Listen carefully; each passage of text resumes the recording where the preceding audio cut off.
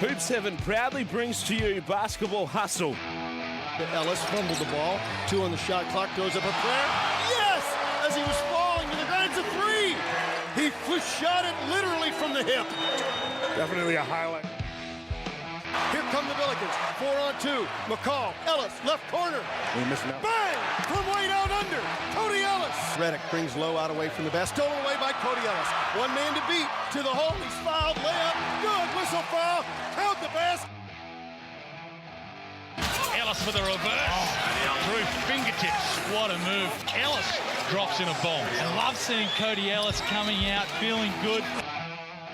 Ellis. Cody Ellis. Ellis. Pull-up jumper. Cody Ellis. Bang. Cody Ellis, can he stand and deliver? Cody Ellis. Now it's time for another episode of Hoops Heaven's Basketball Hustle.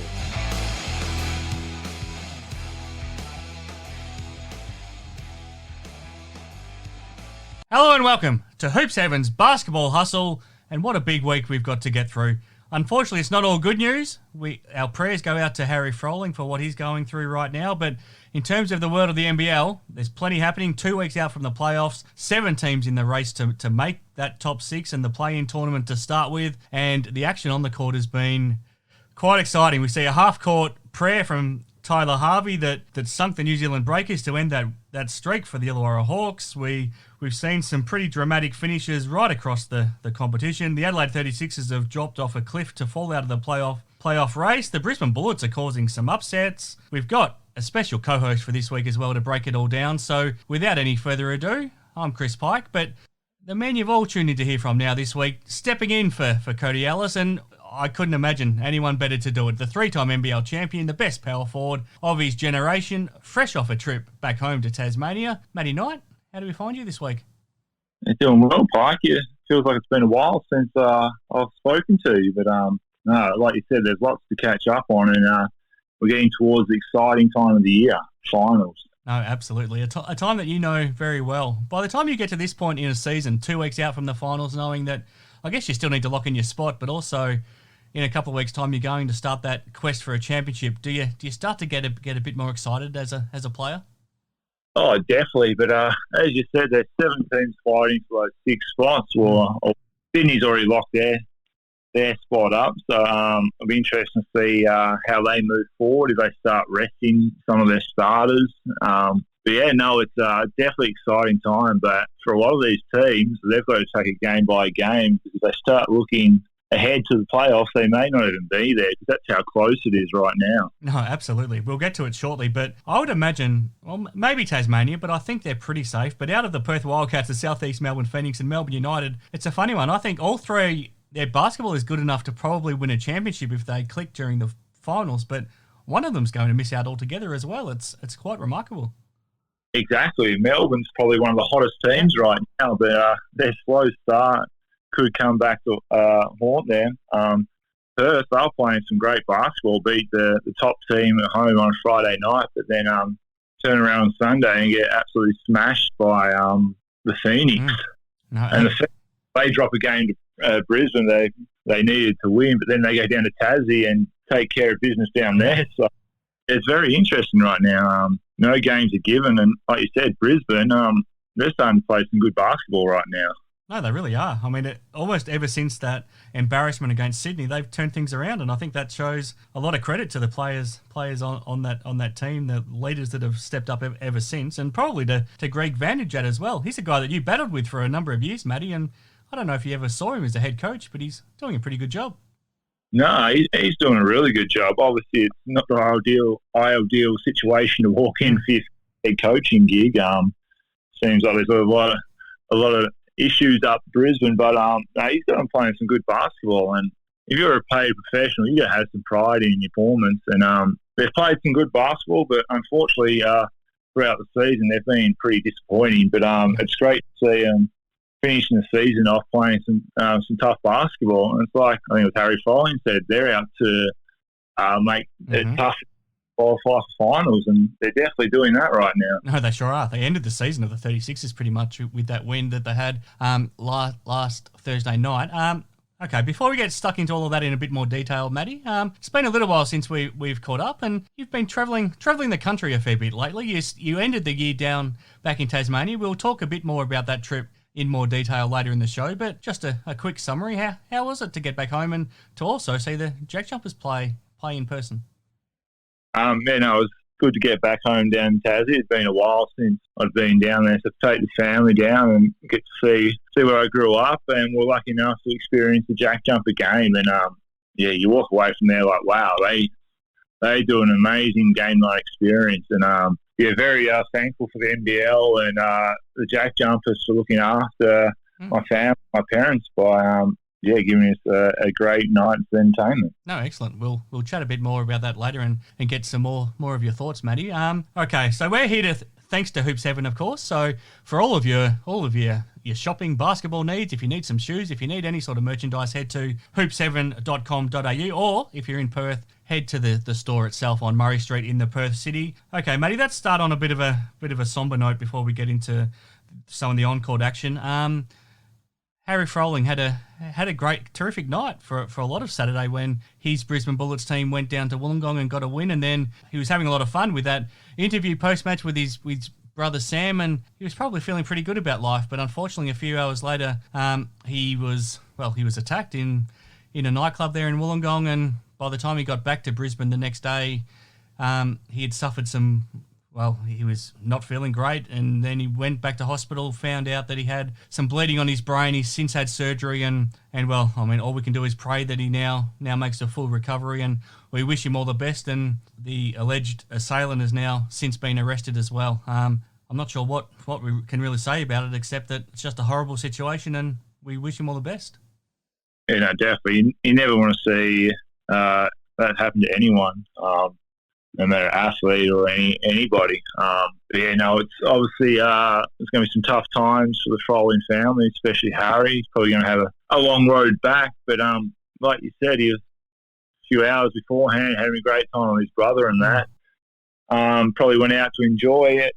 Obviously, it's been a tough season, but it's like a lot of people say, not a lot of good things happen after 1 o'clock, but like you said, I hope everything goes well.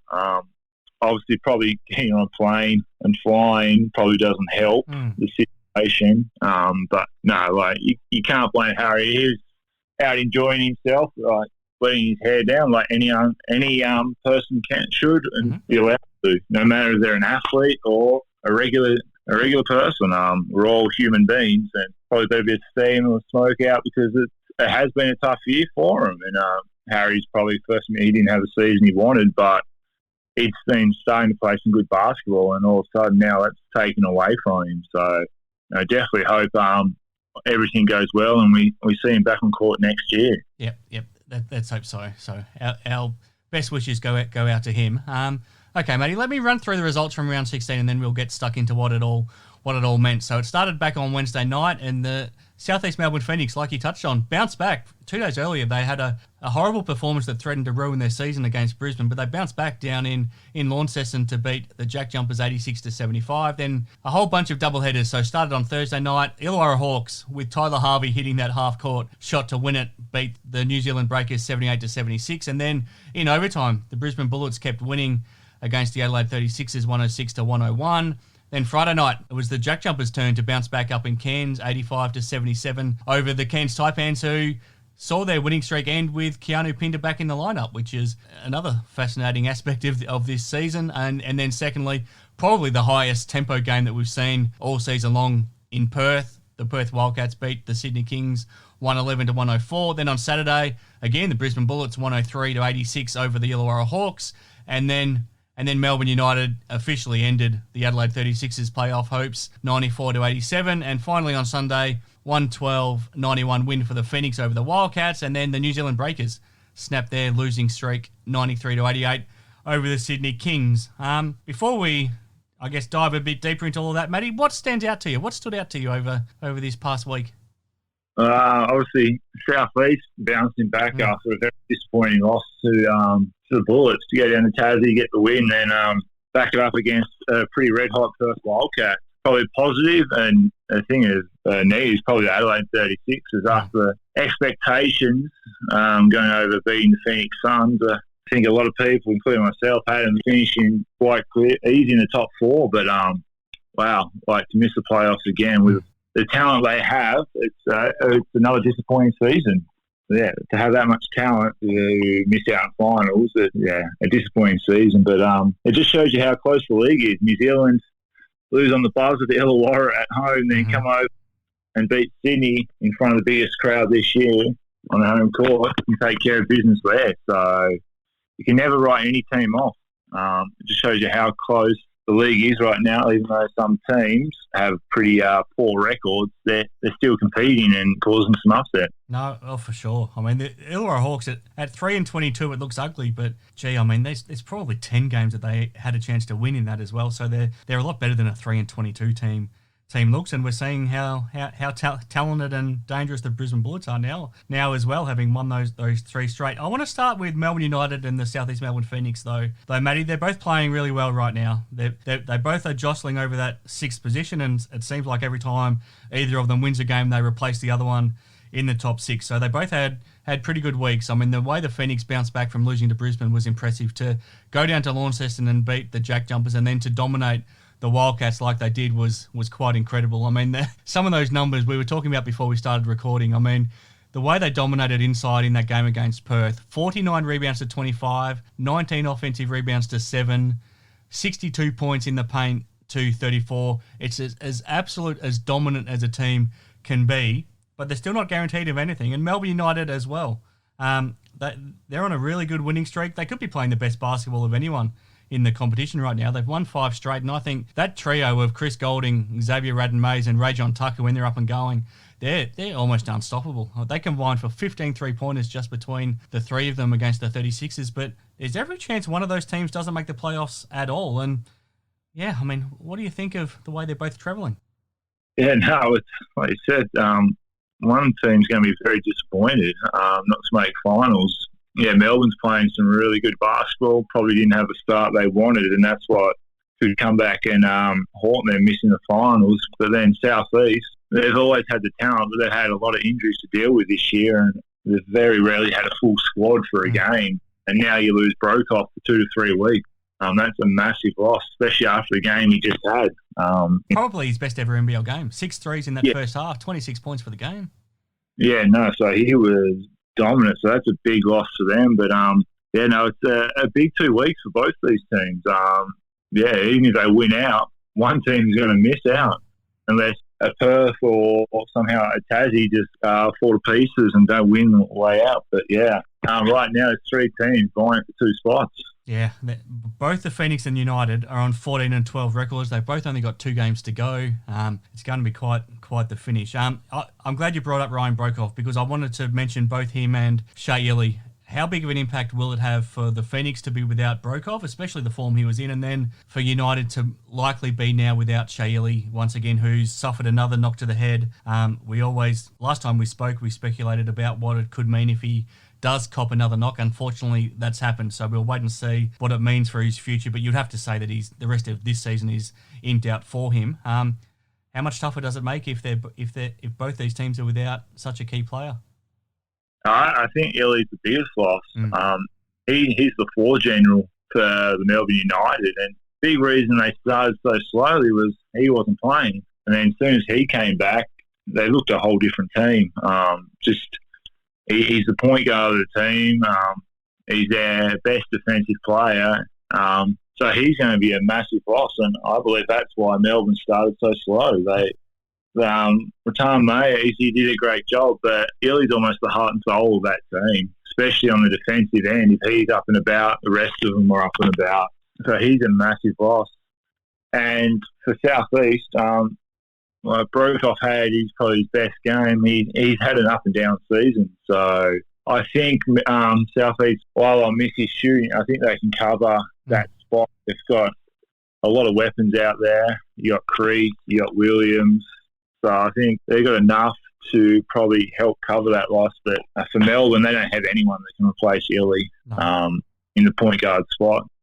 No, it's a great point. We saw how much they struggled. Most of that 5-10 record that they started with was because they missed Shayeli so much. So whether or not they can win these last two games and give themselves a chance is going to be fascinating, because they've got the Breakers this Saturday, and then they finish against an Adelaide team that still is hugely talented and still could cause an upset in that last game. So it will be fascinating to follow. Cody and I spoke last week, Matty, about how the Sydney Kings and the Cairns Taipans looked just about invincible. So at that point, they were both on 6-game winning streaks. They still look like they won't be able to be moved from those top two positions, so they're guaranteed of playing in the semi-finals. But all of a sudden, they lost. They didn't have a win last weekend. So the Kings lost that game in Perth, and then they lost to a desperate Breakers team back at home in front of that big crowd that you talked about. And then the Taipans, fascinatingly, get Keanu Pinder back, and they suddenly lose a little bit of that chemistry and momentum that they had. Was there room for concern that you saw, or do you think they'll both be okay? Obviously, dropping 2 games you never like to do, but I think one was over here in front of the Perth Wildcats, who are retiring one of their legends, Sean. So they're going to be up and about. And then, you'd think they'd go back and take care of business at home, but that's a desperate Breakers side right there who'd lost 4 or 5 straight. So they needed a win, and I think that the Breakers match up well against the Kings. They've got the size, athleticism, and they can match the Kings. But, especially Brantley on Cooks, that was a really good matchup for New Zealand. Yeah, like Brantley's got the speed, but he's also got the size and athleticism to go with him. And I think Cooks really struggles with that. Like when you look at him against the Thomas on Friday night, Thomas held his own against Cooks. So obviously a bit disappointing. They've clinched the final spot, but I'm sure they wouldn't want to lose from here on out. You want to get that momentum heading into finals, and there's nothing worse than heading into finals with some losses. But I think the coach will walk away, and they would have done some film, but I don't think there'd be too much talking about it on Sydney's behalf. But Cairns, they're playing great basketball without Keanu. It always seems to happen if a star player misses some time, everyone else steps up and plays their role, and they play more team basketball. Obviously, when Keanu's out there, they want to give him the ball because he's the main guy. But McCall was amazing for him while he was out. So it was probably a little adjustment period, and it was for both Keanu and the rest of the team. Obviously, he's back, and guys won't be asked to do as much as they were. So I don't think 40 will worry too much. But if they take care of business this week, they should lock up in that top 2 spot. Yeah, absolutely. The Illawarra Hawks have gone so close so many times this season to breaking that losing streak, and eventually they did it last Thursday in New Zealand, and it was just remarkable that Tyler Harvey had the confidence to pull up from half court and take that shot at the end. And I think he did it because that was his best option of getting a good shot off over the length of Abercrombie, who was guarding him. So he felt like if he was a bit deeper, then he could probably get a clean look off. Whereas if he was a bit closer to the 3-point line, then Abercrombie was a chance of affecting his shot. So I assume that's what he was thinking, and it sure worked because it went down. I mean, just a remarkable way to snap a losing streak, wasn't it? Oh, definitely.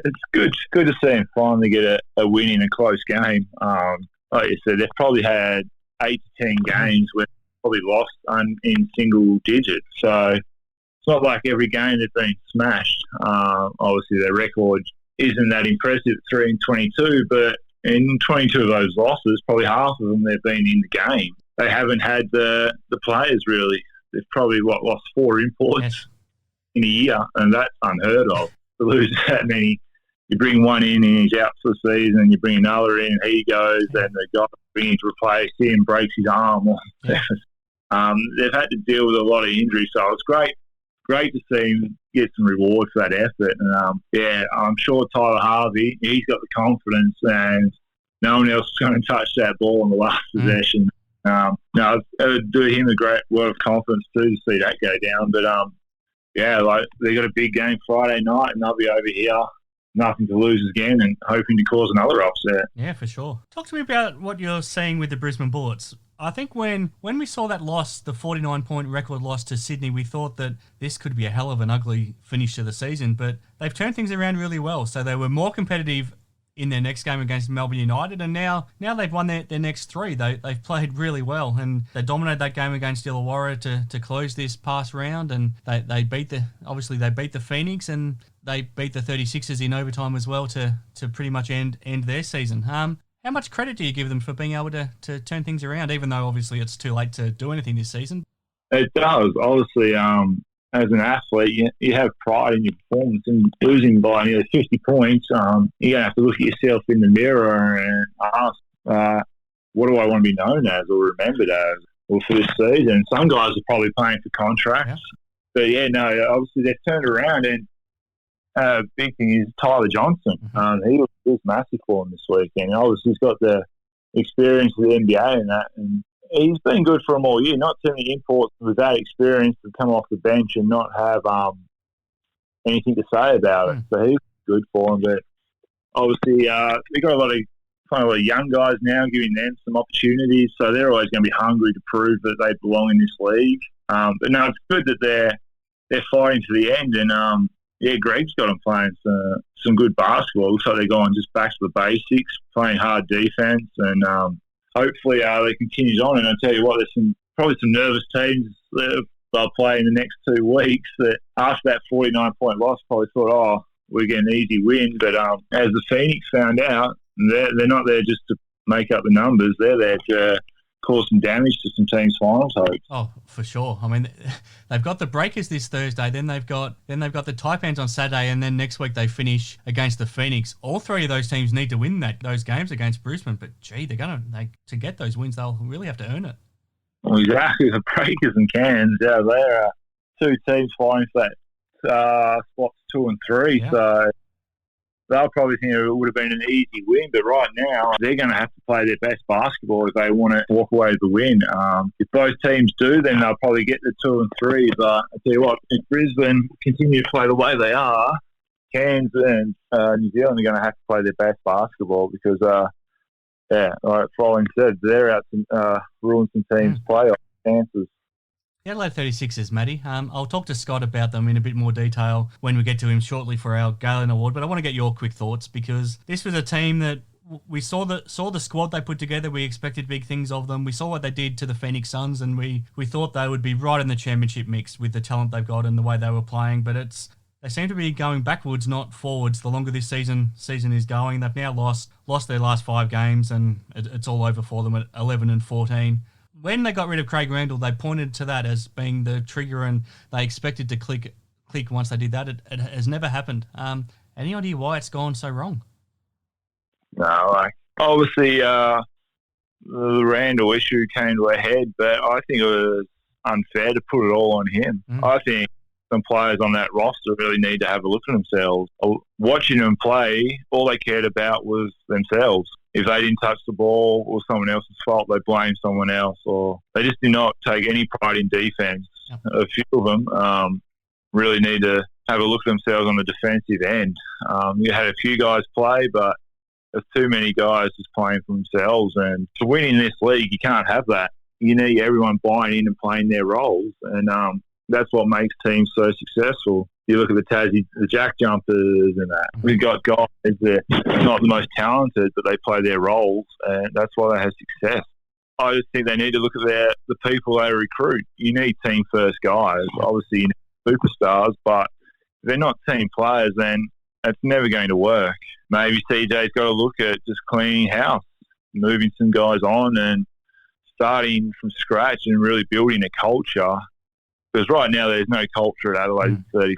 It's all about individual, and it's been like that for a while. So I think they really need to have a look at personnel they recruit, and they've got to get team first guys. They've got some, but if not everyone buys into the system, then it's a recipe for disaster. No, for sure. I mean, 5 straight seasons now without making the playoffs for such a proud organisation. It's just unheard of. So I think, you're exactly right. It's time to make some changes, and I'll get Scott's thoughts on it shortly as well, because obviously he's not enjoying what he's seeing.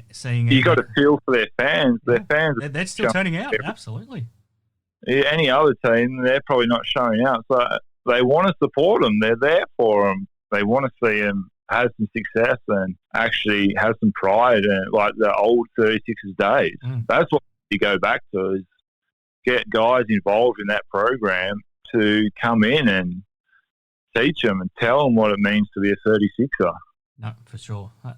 That's what Andrew Vlahov has been so famous for with the Wildcats. I mean, you know, as one of the players, if he comes in and gives you that talk about what it means to be a Wildcat, you better go out and live what he's saying. Oh, definitely. Yeah, you need guys from the past. Yeah, obviously, you want to bring your own style and that in, but you need guys to know the history of the club. And right now, I don't think they're anywhere near that. All they care about is themselves and what their stats are. No, I think you're spot on. All right, Matty, before we take a deep breath, I want to get your thoughts on the Perth Wildcats. So John Rillie has now settled on his shorter rotation. He's basically got a 6-man rotation now with the 5 starters made up of the Webster brothers, Bryce Cotton, Brady Manikin, Tayshaun Thomas, and then Luke Travers as the main man off the bench as the 6-man. And I guess Jesse Wagstaff is still playing enough minutes to be in that rotation. So maybe it's a 7-man rotation, but basically everyone else beyond that is only playing in junk time. Is that sustainable? Do you like what he's doing, and can it work? How far can it take them? Well, it's worked for him so far, but obviously he's sat down and had a look, and he said he was going to find guys that wanted to play, and he's found the 6 guys. Obviously, Jesse plays a little bit, but looks like he's got a bit of faith in young Harris, who just goes out there and plays. It's what you want to see in a young kid, but yeah, the Blanchfields and Nortons, you've locked them away on big deals, and you're sitting them on the bench. Obviously, it's worked for them, but they've only had really one game a week. And you've seen on the week, you play on a Friday night, you go jump on a plane Saturday. They were delayed and didn't get in till late. And then they play the Phoenix and they look tired. And it's going to be the same again this week. And you play Friday night, then you're going to go to Tassie, which is an even longer trip. You've got to find time to rest those players now. I know you can't because you're in a dogfight, but a lot of them look tired on the Sunday. And I think the Phoenix even talked about in the after game that while they've got their rotation so short, that's why they're going to run on them. Because no, it was interesting. Simon Mitchell even said that they deliberately didn't use all their timeouts because they wanted to take advantage of how tired they knew the Wildcats would be. Yeah, definitely. And it showed to give up 113 points. That's 2 or 3 straight games where you're giving up 100 points. Yeah, you're Sydney, but you've given up 100 points and you're the worst defensive team in the league. So I think they're going to have to find. Obviously, I think Blanchfield played a bit more on Sunday, yeah, because guys are tired. Like Bryce, he's played a lot of minutes this year, and he gets a lot of wear and tear. Teams put a lot of work into him, so he's tired. So it doesn't get any easier. You got a double to finish. Obviously, the last round you're at home for a double, but this weekend it's tough. You got Illawarra, then you got to jump on a plane all the way down south to Tassie, who will be waiting and full of confidence after the last time. So while it's worked at times, I think you've got to find, especially this late in the season, minutes to rest those guys. Yeah, even Corey's been asked to play a lot. Thomas has been asked to play a lot. So you want your guys fresh coming into finals. No, for sure. It's a balancing act, isn't it? Because I guess firstly you have to make sure you make the playoffs, but there's no point getting there if you're limping in and everyone's exhausted at the same time. So yeah, and now they've got 2 games over these last 2 rounds, and like you said, a lot of travel, especially this weekend, thrown in there as well. So you got pride in your defense, so you can't be allowing 62 points in the paint, 17 rebounds. You may make fine, but you'll be out real quick if you allow. Teams are going to walk away watching film and what Phoenix done. And Ian Mitchell was quite open and honest after what their strategy was, and I'm sure a lot of teams will do that. And I know Tassie down in Tassie, they're going to be all up and about, running and getting in full court because that's the way they play. No, even when Adelaide had success against them as well, CJ talked about how they knew they had an advantage. They wanted to dominate inside, and that was their focus. And they did it well, at least in one of the games that they played this season. All right, Matty, that's been a big opening segment. Before we get to Scott Ninnis, though, in the Galen Award, let's get your round 16 votes, because there was a lot of standout performers. There's probably at least 10 guys that had had a really good case to make to get votes this week, but why don't we run through? Why don't we start with who might have got your one vote? Yeah, this week he's the veteran of the United group, Chris Goulding. He just doesn't seem to age. Still gets it done, and he's going to have to step up even more now with Illy out, and I think he will. He's won championships, he's played at the highest level, so I think if they do make finals, he can cause some damage for that United team. Yeah, no, he set the tone for that game in Adelaide. 13 points, I think, in the first quarter, and then 11 points in the third quarter to put it to bed as well. All right, your two votes.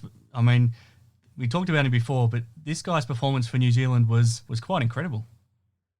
Yeah, no, definitely. Jarrell Brantley, he was massive for him, especially against Cooks, and I feel like he's the engine for the Breakers. When they were on that losing streak, he really wasn't playing at the level that he played earlier in the season. So I think if he's up and about, then New Zealand are up and about. So he's going to be massive for him come the rest of the season and come finals.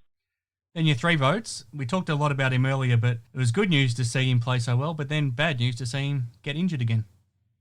No, definitely. When Ryan Broekhoff, the way he was shooting the three ball in that first half, I was with a few mates and we couldn't believe how wide open they left. Made two open threes.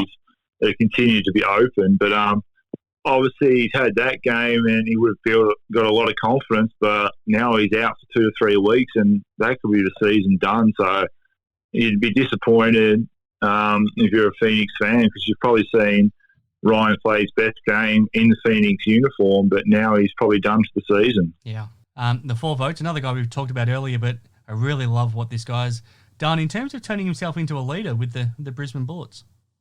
No, definitely. Tyler Johnson, like I talked about, there wouldn't be too many imports with that experience being happy in the situation that he would have found himself in Brisbane this year. But it looks like he has taken on a leadership role for those younger guys, and he's actually playing probably his best basketball right now. And that's probably why Brisbane are starting to turn around and won 3 straight. Now, the 5 votes, Matty. This is the one guy in the league right now who I think his game reminds me the most of your game. I think you love watching him play, don't you?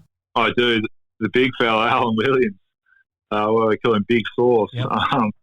If he stays out of foul trouble, he's one of the best bigs in the competition, and he showed that on Sunday afternoon against the Wildcats. I don't think he even scored outside the paint. He 30, 14, and 6. Like, that's impressive numbers, and he's going to play a huge part in helping the Phoenix get to the finals. I think he showed how valuable it was when he lost in that loss to Brisbane when he had the early 2 fouls and he couldn't.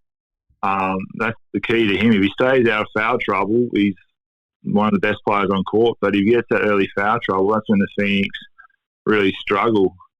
So if he can stay out of foul trouble and continue to play that level, and he's going to do everything he can to get Phoenix into that playoff spot. Yep, no, definitely.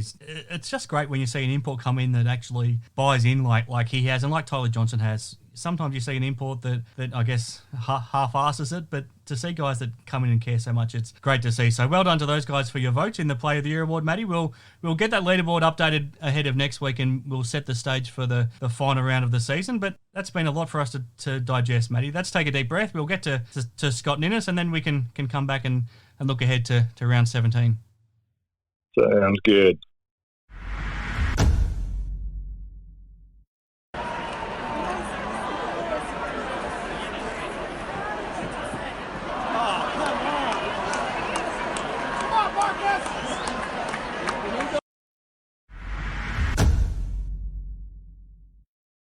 Okay, back on Hoop 7's Basketball Hustle, and I'm once again joined by the Adelaide 36ers Hall of Famer, the only man involved with every Adelaide 36ers championship, and I was happy to hear that brought up on the TV broadcast when your face popped up on Saturday night, Scott.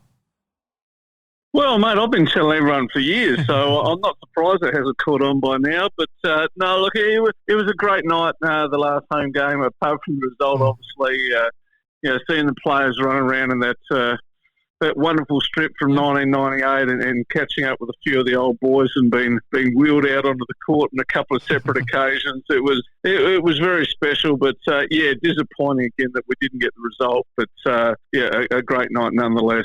I was happy that they saved the main event interview for for second. So they rolled out Brett Maher first just to set up the appetite, and then you came on as the main event. Well, it's on trade before the main course, Exactly. isn't it, mate? So it was a lot of fun, and catching up with guys like Mark Davis and Rupert Sapwell and Paul Bauer and Dave Wren, who was our team manager through those glory days, and I roomed with him when I was the assistant coach, and obviously Brett and I see plenty of each other anyway, but it was a little bit of a shame. There was a few guys away. Paul Reese and Kevin Brooks were in the States, and Phil Smythe was over at the Australian Open, but still nice to see a lot of the guys anyway. Now, let's keep things positive for now. You're on the Gold Coast right now. How's things going with the family up there, Scott? An 8 and a 6-year-old, mate, trying to keep them happy for days. It's only been a day and a half, mate, and I'm already mentally fried. So, no, look, we've been to SeaWorld, and, they're running around like crazy. So, just up here for a few days. Show the kids the theme park. Excuse me, nice and warm, obviously, which is lovely. So, look, you could be in worse places, couldn't you? Oh, absolutely.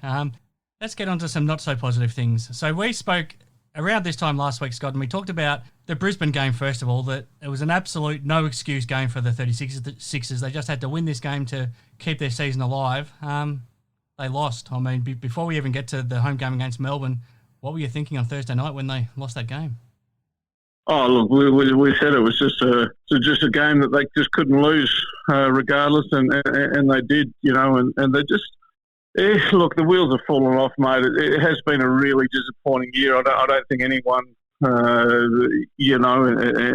part of the organisation could say anything else for a season that promised so much, and the available talent that we had. The expectations just haven't been met. So look, it was disappointing, and then going to the Melbourne game, it was difficult seeing how much a team that. Had so much to play for, like Melbourne, we're going to let that one go. And 10 seconds in the game, Golding hits his first three, and it's straight away you knew it was going to be a long night, and our inability to defend the 3-point line was alarming, obviously. And 15 threes just between Golding, Tucker, and Ratton Mays for the game. Yeah, it's incredible, isn't it? Yeah. And look, I'm taking nothing away from those guys because, watching Goulding, especially at this point in his career, is quite amazing. He just runs so well off screens, and his constant movement and just knows where to get his shots from, and surrounded by a fair bit of talent as well. But once again, we've got guys there that. You would look on paper and say we should be able to defend, should be able to defend guys like Goulding. But unfortunately, it just wasn't meant to be. Once again. We've been waiting all season for things to improve defensively, and they never have. We've also been waiting to see this group click. Like, we knew the talent in the group, and we just thought they needed time to click. Then we thought getting rid of Craig Randall might be the way that they come together and build that chemistry. And it's just never happened. I mean, the whole season long now, it looks like you're watching a group of individuals out there playing. I mean, you've watched them closely. How do you feel?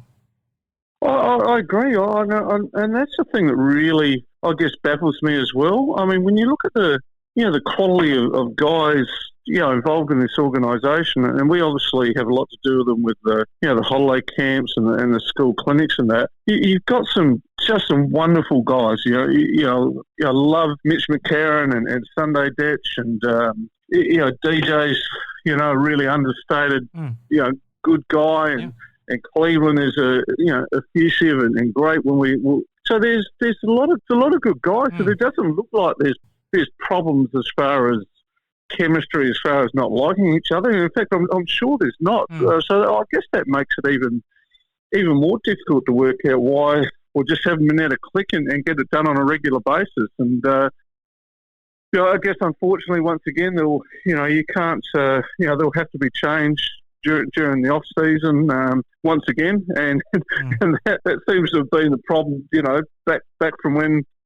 Well, for 15 years ago, I had the same problem. We kept changing the team over, half a team over every year. And unfortunately, it's just really difficult to get stability moving forward, which is what you need. And I've said before, when you look at those really successful teams, like the Wildcats and like the New Zealand Breakers, who are just able to keep the core group together, year in, year out, and just tinker with, changing one or two spots. And unfortunately, it looks like, there'll be some people on the move again. And, we're not exactly back to square one. Once again, there's talent there. It just needs to be, we just need to have the right people in place, make those one or two changes, and, hopefully we can get it going next year. The funny thing about it is, as bad as the team has been playing, the crowds keep turning up. Another record crowd on Saturday night. I mean, the support has been amazing when you consider the way the team's been underperforming. I mean, what's the feeling like in Adelaide for the team right now?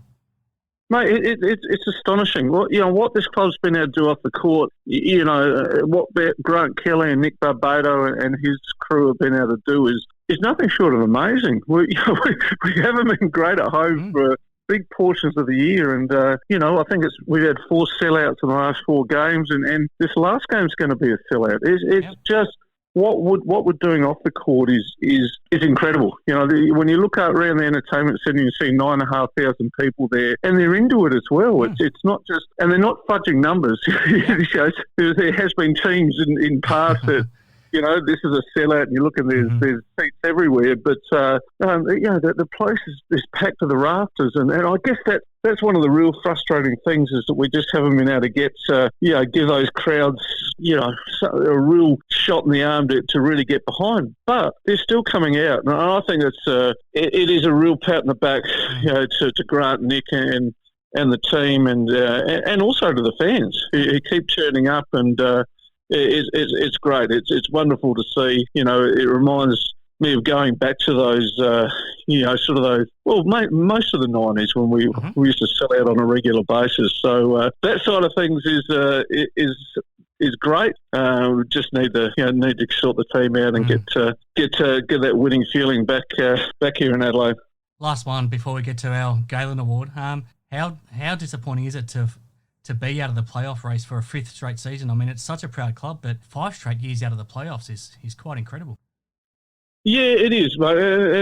And it's one of those tricky ones. I mean, I used to bang on about it, back in the day about, the 36ers, should be like Perth and be in the playoffs every year. And then when I took over the role myself and I didn't make the playoffs myself. Well, still did 1 year though. Don't let people forget that. Did the first year, but the second year we didn't. And look, there's always reasons why that may and may not happen. But I was the one that had always said that we didn't make, that 36ers should make the playoffs every year. So I couldn't feel too upset when when I was moved on, because once again I felt that I do feel that we should make the playoffs every year, and I think it's.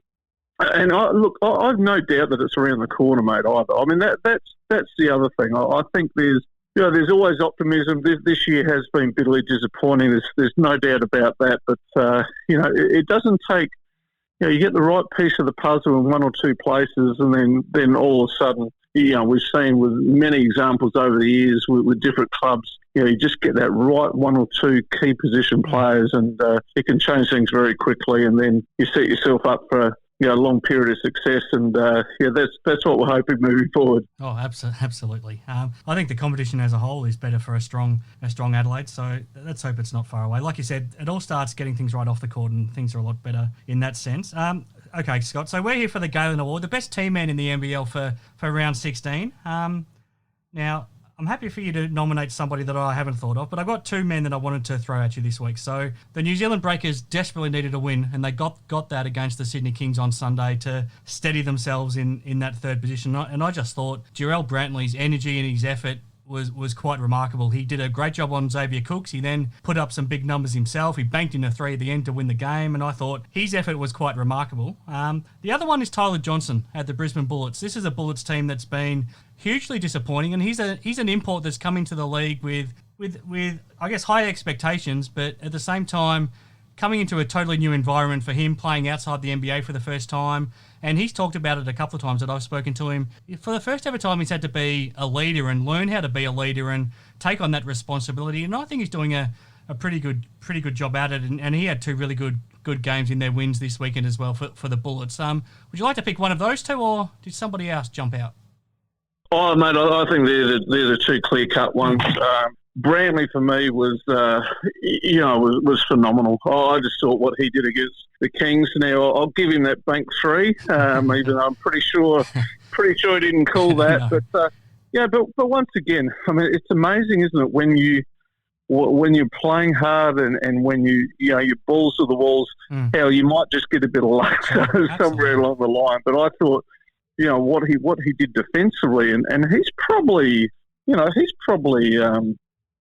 putting himself up there for a contender for Defensive Player of the Year, and not just on that game. I mean, I've seen him a couple of times, and I just thought his toughness is something that all of a sudden the New Zealand break is a little scary again, and be able to do that, with a couple of players missing. I've seen McDowell White. I think he's got a bit of Josh Giddey about him. As far as that big point guard that's got, is poised and just seems to have all the time in the world and seems to find the open players. I think he's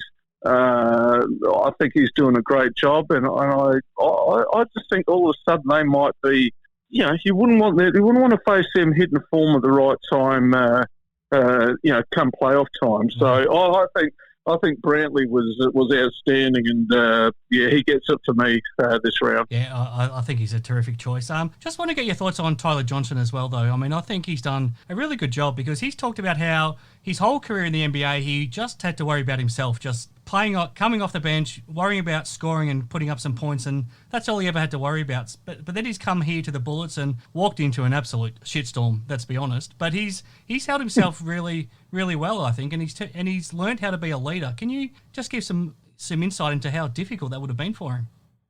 Oh, absolutely. I think, this is the problem. When you bring in someone who's got NBA experience, look, people automatically think you're going to be a superstar.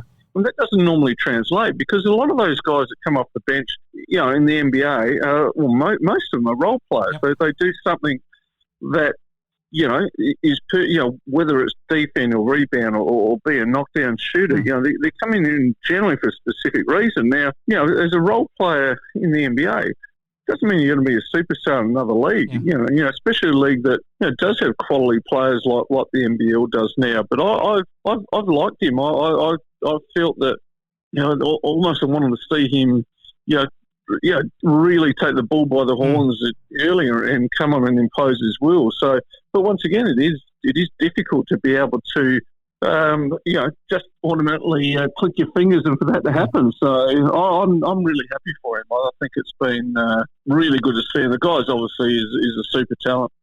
Yeah, I totally agree. I'm impressed by his character. I mean, he's a guy that's got so many millions of dollars in the bank. He doesn't need to come out and care as much as he does, but he just looks like he genuinely cares about helping his team be better. So I think he deserves a lot of credit for that. But Jarrell Brantley, the Galen winner for this week, a pretty obvious choice, I think. So thank you to Sports Card World. And before I let you go, Scott, we'll end up on a bit of a sour note with you, but I want to get your thoughts. Horrible news for Harry Froling. He's now back in Brisbane in hospital, having undergone surgery after that attack that he suffered in Wollongong on Saturday night. He's somebody that you've had a bit to do with. You know his dad, obviously, and his family. It's just a horrible situation.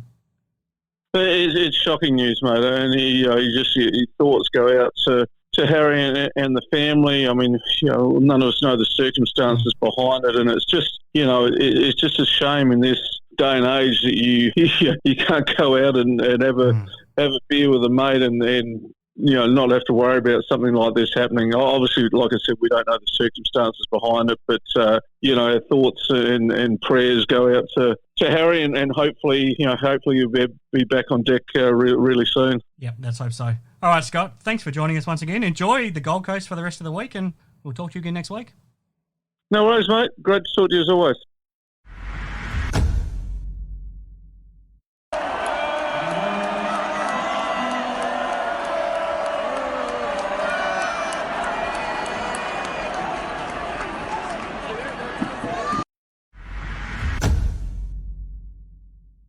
Okay, back on Hoop 7's Basketball Hustle. Thank you to Scott Ninnis for catching up with us there. And you wouldn't be surprised, Matty, to hear that he's not enjoying the way that things are going at the 36ers right now. And so much so, he's had to escape to the Gold Coast with his family. And it's probably a good time for him to get away.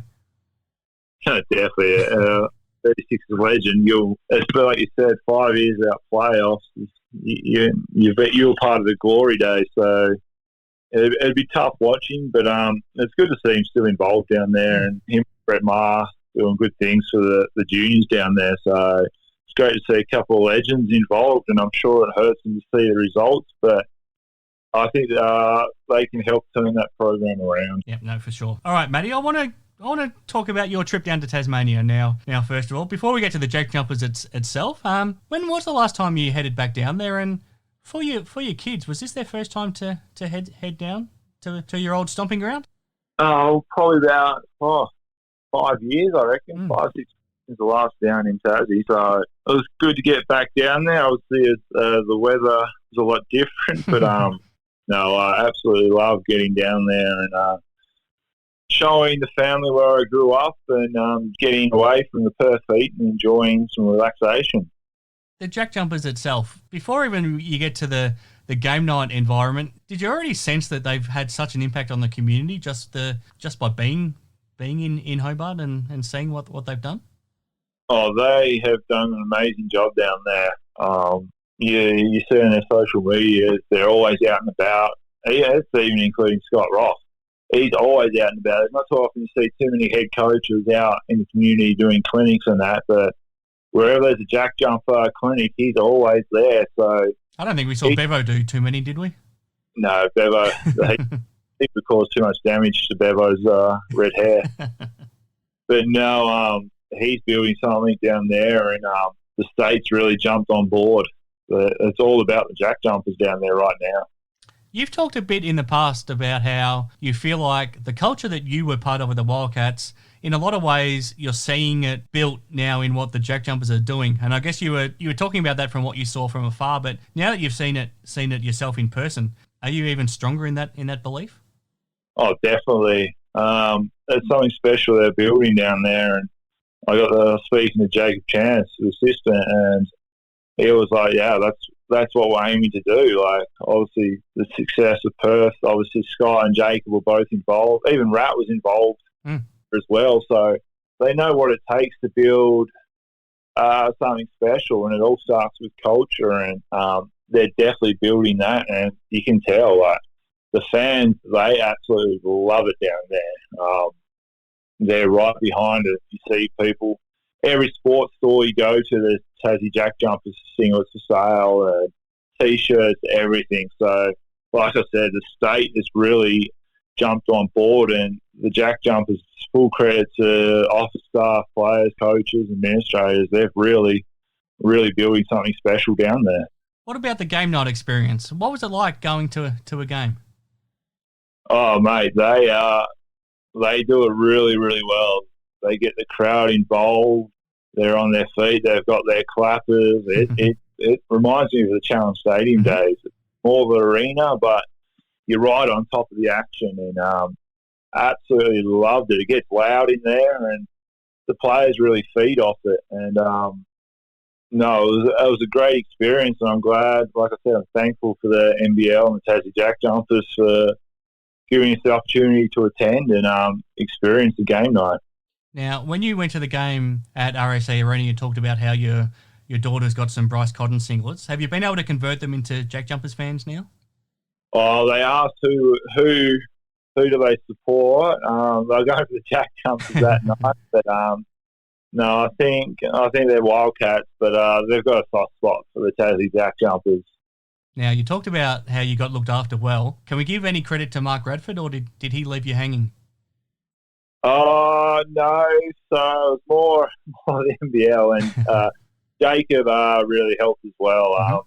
Gave us the opportunity to go to their after-game function and things like that. So, no, a huge shout-out, like I said, to the whole Tassie JackJumpers organisation and the NBL for allowing us to experience the Tassie JackJumpers. Now, I don't think you would change much about your career because you had a terrific career and won the 3 championships. But if you were playing now, would you be pretty keen to play for the JackJumpers if you had the chance? I'd definitely jump the chance. Obviously, love to play in front of family and friends. But just to obviously Tasmania, to be able to play your home state. That's what everyone dreams of. Unfortunately, didn't get that opportunity because they weren't around during my time, but I'd jump at the opportunity. Might have to convince Sherelle. But no, definitely jump at the chance. And just the way they run things down there, it's first class. I'm glad it went so well for you, Matty, and I'm glad you got to have that experience. All right, let's go to round 17 now in the NBL, second last round of the season. Before we get to the games themselves, it's Pride round as well. The NBL will be celebrating, and it's created, unfortunately, a little bit of controversy when the news was made public that several Cairns Taipans players were not comfortable to celebrate the round and to wear the rainbow flag, I guess, as part of their jersey. Yeah, I mean, what's your reaction firstly to the NBL celebrating the round, and then I guess the unfortunate part of it that it means that some players have to make these sort of decisions? Yeah, no, it's fantastic. The NBL decided to celebrate Pride round. Obviously, there's a lot of other sporting leagues around, and not just Australia, the world are starting to do it, and it's about time. And then for the players that are not fully on board, each player has their own beliefs, and like you've seen in the rugby, you can't question someone's beliefs or make someone believe something that they may not believe in, or it's against their religious beliefs, or it's just something they don't believe in. So whilst the NBL might be disappointed that they've come out and said they don't really want to wear it, you can't really force someone, but each player has their own beliefs, and so you got to understand and just don't accept it. Yeah, no, it's a really tricky one, isn't it? I mean, I totally agree with you about that point. At the same time, I feel a little bit awkward about if now the players that aren't comfortable wearing the singlet don't wear it on game night, but the rest of their team does. So then it becomes obvious that those are the players that aren't comfortable with it, and that makes them a target. I mean, I'm uncomfortable with that, because then that creates another set of issues where they probably are going to cop it from different sections as well, because everyone knows that they're the players against it. I mean, my thoughts kind of are that if you have one player on your team not comfortable doing it, I think your whole team can't wear it, because then it doesn't create that target on individual players. Yeah, definitely. Like you've got to support your team first, and obviously some guys would support it. And as a club, you've just got to say yes, we'll support it, but we've also got to support our own players. And like you said, if some players wear it and some don't, well, those players are going to get attacked, especially in this day and age on social media. Like it will take away from what the NBL is trying to achieve by having Pride round, and I don't think that's what they want. So I'm sure the clubs are going to have to sit down and discuss a way to work around it. No, for sure. Okay, so it's an unfortunate discussion, I guess, because they're trying to do the right thing. But let's get to the games themselves, Matty, and it starts Wednesday night. Massive game for both of these teams. So we've got the Southeast Melbourne Phoenix hosting the Cairns Taipans, and like we talked about, the Phoenix need to keep winning. One loss could be the end of their season, but the Taipans need to keep winning to stay second as well. Yeah, no, this is a big game, especially for both teams. I think the Phoenix will walk away with a lot of confidence from Sunday's performance. Even though you're losing Ryan, it's a big loss.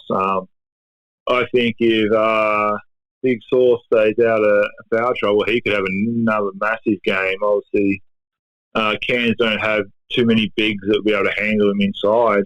The Creek-Pinder matchup will be massive. The guards will be a big one, but I think right now Phoenix, they are desperate to get into that playoff spot, and I think they'll be too tough for Cairns. Then on Thursday night, another fascinating one. Can the Brisbane Bullets play upset again, or do the New Zealand Breakers start to build some momentum? Obviously, two teams coming off. New Zealand turned around their losing streak and get a big win in Sydney, and then Brisbane won 3 straight. I think Brisbane. I think they're just playing really good basketball right now. But for New Zealand, it's an opportunity if Cairns do drop against Phoenix to catch up some ground on Phoenix and look at securing that second spot. But I still think Brisbane, they're playing some pretty good basketball right now. Yeah, they are, and their home fans deserve it. We talked about Adelaide as well. The Brisbane fans have been turning out in record numbers this season too, so they deserve to continue to see their team play well. Friday night doubleheader. Grand final rematch, another big one. The JackJumpers at home to the Kings. This is a big game for both teams. Obviously, Sydney have lost their last two, and Tassie, they want to get that fourth spot.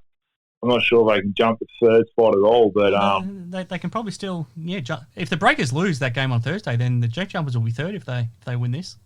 So both teams got obviously Sydney's already clinched their playoff spot, but they've lost 2 games straight. So Tassie, they're a tough one. Last time they were in Sydney, they had that amazing last quarter where they held Sydney to 4 or 6 points. And this is a big one, but I think Tassie. I think they've got much more to play for than Sydney. It'll be a close game, but I think Tassie really want to get as high as possible, and I think this will be the start of it. And then second up on Friday, do the Perth Wildcats bounce back, or do the Illawarra Hawks come and play spoilers once again?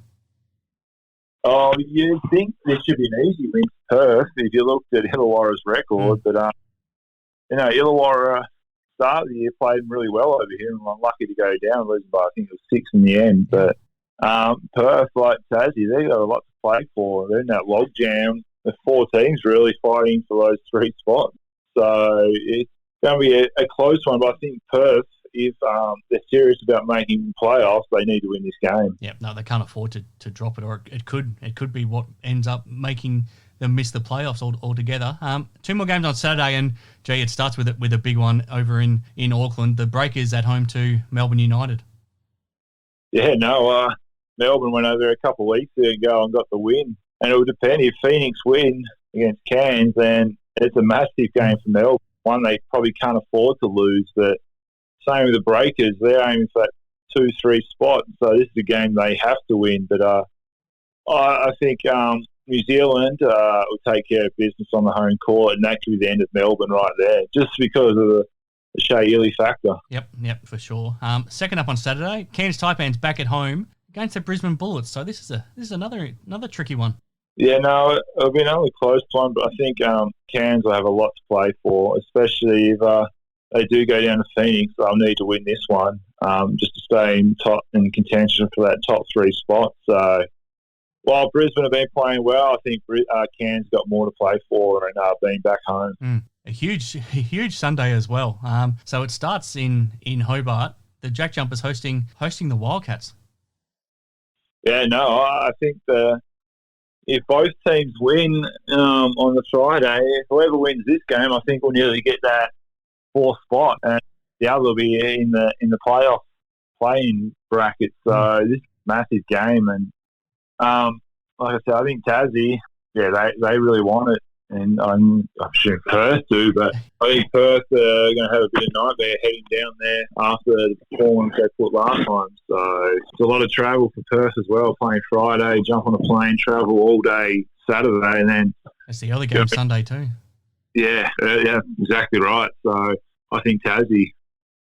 Then second up on Sunday, what a round this is going to be. Another huge game. The Sydney Kings at home to the Southeast Melbourne Phoenix. Yeah, no, this is another massive game for the Phoenix. If they do win, then Melbourne lose, and Phoenix win, they'll be guaranteed. They'll be locked in. So, but I think Sydney will be too strong. They'll want to start building some momentum heading into playoffs, because the next game after that, they're over here in Perth. So you wouldn't want to be losing 4 straight games heading over here, because that could be a lot to play for Perth over here. So I think Sydney will take care of that one. Yeah, interesting. It's the last game for the season for the Phoenix too, because of the change in schedule when they replaced the Breakers earlier in the year against the Bullets. So, yeah, must-win game for them, these two, this weekend, obviously. And then the round ends on Monday. Cairns Taipans at home to the 36ers. Do the Sixers try and play the upset role? No, I think I reckon they've put the cue in the rack, the 36ers. Guys will probably be the same issue that's played them all year. Guys are playing for themselves. They haven't played as a team all year, so I highly doubt it. They'll start now, so I think Cairns will win quite easy, and that should sew second spot up for them. I think you make a great point. It's hard to imagine that if the 36ers couldn't play with much heart when the season was on the line, that they're going to suddenly find a way to do it. So, yep. That's a lot to look forward to, Matty, and it's been a lot to get through this week on the show. I'm very grateful that you were able to join us. It's been great to get your insights again and to catch up, and I'll sign off and let us know what you're most looking forward to seeing this weekend. Oh, it's interesting to see those teams in that fight for 3, 4, 5, 6, who steps up. Some team seasons could be over after this weekend. Phoenix could play their last game on a Sunday this week. So really exciting to see how Perth and Tassie go, because that game on Sunday could be a real cracker.